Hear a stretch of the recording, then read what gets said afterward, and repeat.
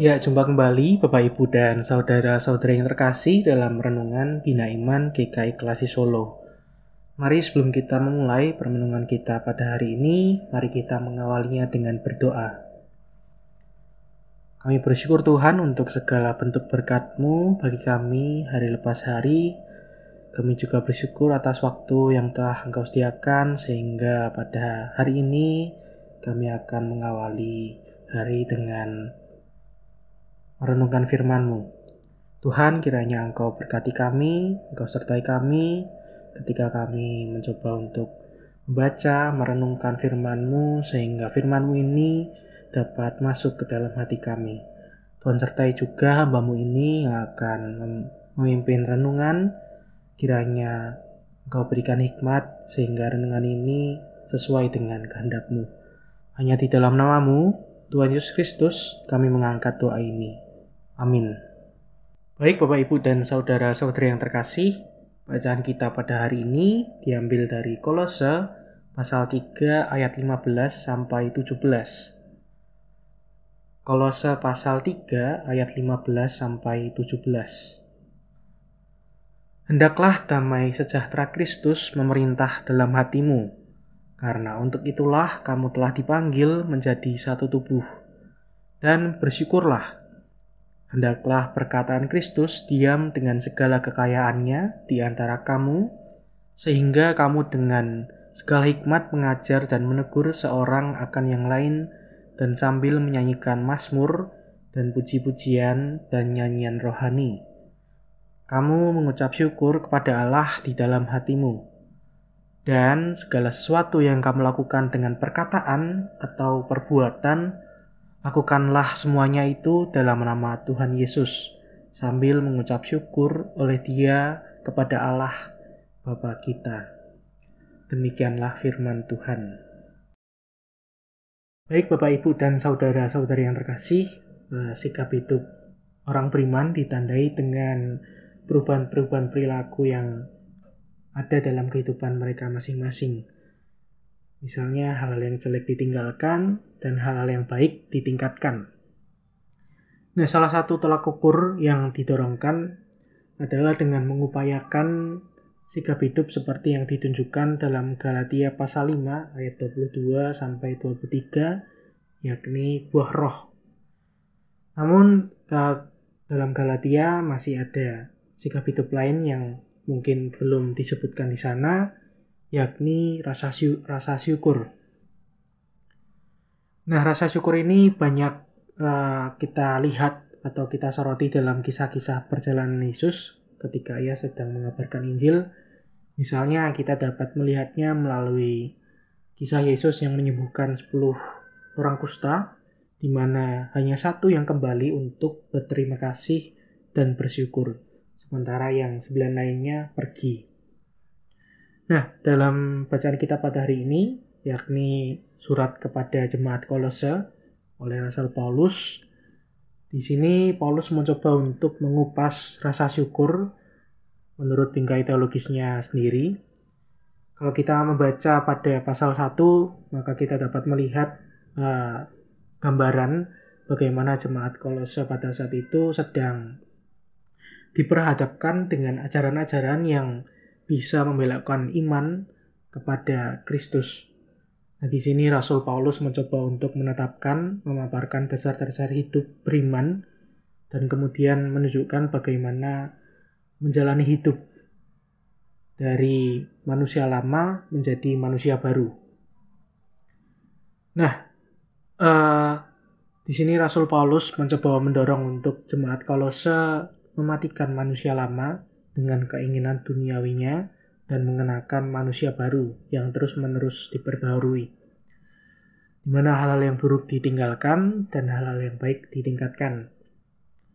Dalam gambarannya tersebut, semuanya ini ada dalam rangka untuk menjalani pertumbuhan iman yang mengarah kepada Kristus.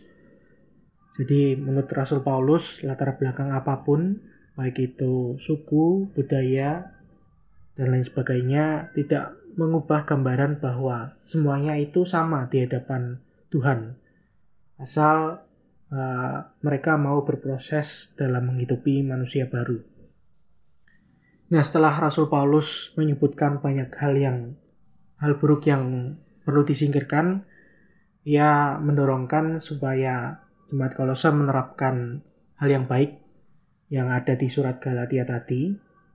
Ada 5. Yang pertama, belas kasihan. Yang kedua, kemurahan. Yang ketiga, kerendahan hati.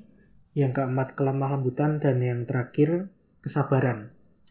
Setelah Rasul Paulus memaparkan 5 hal tersebut, kemudian ia mencoba untuk mengkaitkannya dengan rasa syukur. Pertama-tama kita dapat menemukan rasa syukur pada ayat 15 yang dikaitkan dengan hati di mana perasaan manusia akan sangat dipengaruhi.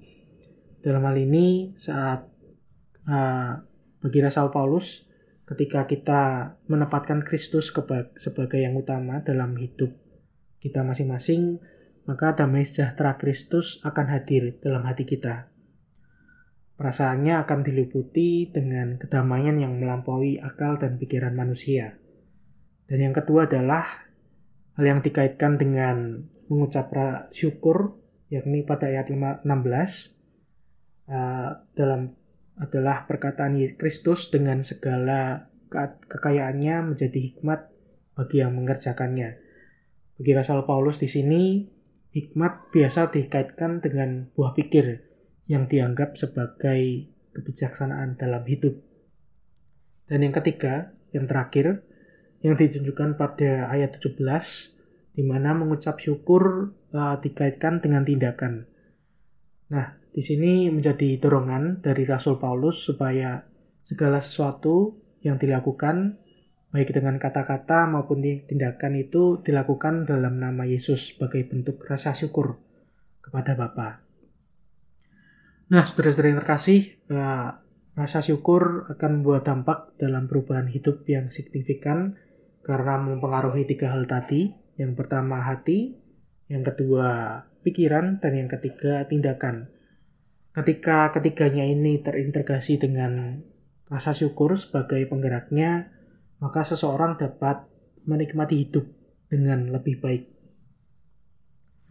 Saudara terkasih, dalam realita kehidupan kita, pasti kita akan menemukan atau diperjumpakan dengan hal yang mungkin bisa membuat kita jengkel, marah, kesal, atau bahkan membuat kita menggerutu. Nah, ada 2 respon yang ada ketika kita menghadapi hal tersebut. Yang pertama adalah kita menerimanya dengan besar hati atau dalam artian bersyukur. Dan yang kedua adalah kita menerimanya dengan respon menggerutu juga, marah atau kesal dan lain sebagainya. Nah, ketika kita menerimanya dengan menerima dengan besar hati atau rasa syukur, maka apa yang kita hasilkan yakni kita dapat menikmati hidup dengan lebih baik. Namun berbeda ketika kita meresponnya dengan terus menggerutu dan terus marah dan terus kesal, malahan hasilnya adalah kita tidak bisa menikmati hidup dengan lebih baik. Tentu dari kedua hal ini pilihan yang lebih membangun bagi diri kita sendiri, yakni ketika kita menerimanya dengan rasa syukur. Lalu pertanyaannya adalah bagaimana kita mengaktifkan rasa syukur kita dalam diri kita masing-masing. Caranya adalah dengan menemukan sebanyak mungkin hal-hal yang bisa kita syukuri dalam hidup ini. Bahkan saat kita diperjumpakan dengan sesuatu yang bisa membuat kita kesal dan bisa membuat kita marah. Di sini saya tidak mengatakan bahwa rasa syukur dapat kita pelajari langsung atau kita terapkan, tapi saya rasa rasa syukur itu juga merupakan sebuah proses bagaimana kita mau belajar atau kita memiliki kemauan untuk bersyukur dalam keadaan apapun. Nah, untuk menutup permenungan kita pada hari ini, ada sebuah ilustrasi yang berkaitan dengan bagaimana cara kita bersyukur. Jadi suatu hari ada badai tornado dahsyat yang menerjang di suatu daerah, dan di daerah tersebut hiduplah seorang ayah dengan keluarganya dan anaknya yang baru berusia 3 minggu. Nah, karena kejadian tersebut, ia sempat berpisah dengan keluarganya, hingga pada akhirnya seseorang menemukan keluarganya dan akhirnya mereka semua selamat, termasuk bayi yang baru berumur 3 minggu tadi. Nah, ketika ditanya oleh seorang reporter dari salah satu acara TV, reporter tersebut bertanya, apakah ia marah karena kehilangan segala harta bendanya, termasuk rumahnya. Namun di sini yang menarik adalah jawaban dari ayah tersebut. Ia berkata, tidak, saya justru bersyukur karena bayi dan keluarga saya selamat semua. Mungkin sebagian orang tidak seberuntung saya. Namun bagi saya, tak ada lagi yang lebih penting dari itu semua, yakni keluarga. Nah, saudara-saudara yang kasih, ketika seorang ayah tadi tidak mengaktifkan rasa syukurnya, atau ia tidak bersyukur, mungkin ia akan menggerutu, dan mungkin ia kesal karena kehilangan seluruh harta bendanya, termasuk rumahnya, sehingga ia tidak dapat lagi untuk menikmati hidup dengan lebih baik. Namun lain cerita ketika ia bersyukur atau mengaktifkan rasa syukur dalam peristiwa tersebut, yakni jawabannya terlihat dari responnya terhadap pertanyaan reporter tadi. Nah, melalui ilustrasi ini kita serasa diingatkan kembali bahwa sejatinya kehidupan itu sendiri sudah cukup untuk menjadi alasan bagi kita untuk bersyukur. Maka dari itu, saudara-saudara yang terkasih, pertanyaan refleksi bagi kita semua untuk mengawali hari ini adalah, sudahkah kita meluangkan waktu pada hari ini untuk bersyukur atas anugerah kehidupan dan orang-orang yang ada di sisi kita masing-masing? Amin.